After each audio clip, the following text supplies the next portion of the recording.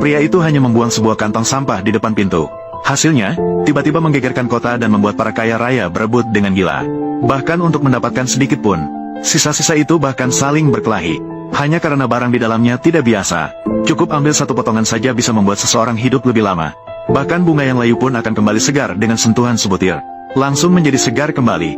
Namun siapa sangka barang ajaib ini, pria itu justru memakannya seperti camilan. Karena dia setiap hari hanya tinggal di gunung dan tidak peduli dengan dunia luar. Mengira bahwa setelah bertahun-tahun berlatih, ramuan obatnya tidak mengalami kemajuan. Jika tidak habis dimakan, semuanya dibuang ke tong sampah.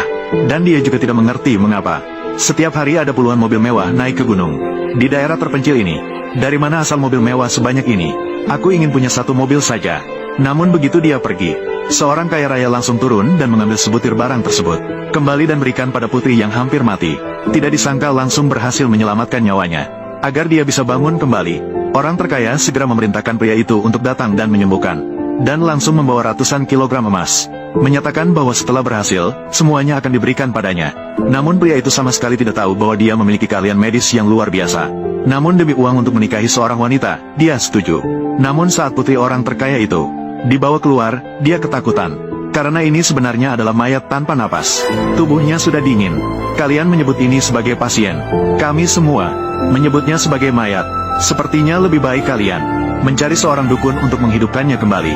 Kembalikan rohnya. Kalau tidak segera dikubur, akan bau. Benar-benar tidak bisa. Aku akan menggunakan ilmu sihir padamu. Kalau tidak, penyakit biasa.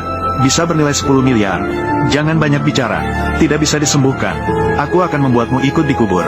Pria itu melihat situasi tidak menguntungkan. Bahkan jika memiliki kekuatan besar, seharusnya tidak mungkin membuat orang mati hidup kembali. Oleh karena itu, dia segera mengakui bahwa dia tidak bisa menyembuhkan penyakit ini. Kemudian dia hendak pergi. Namun, orang kaya tidak mudah ditipu.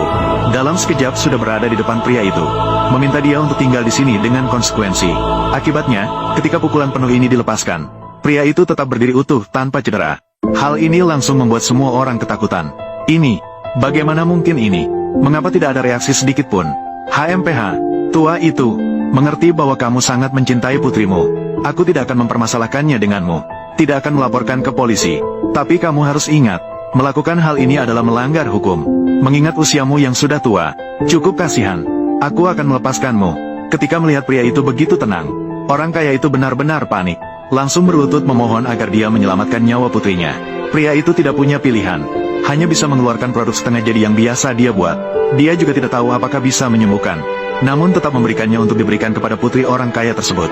Awalnya tidak ada reaksi sama sekali. Semua orang mengira dia adalah dokter yang tidak kompeten. Dia bahkan belum menelan. Dari mana reaksi ini?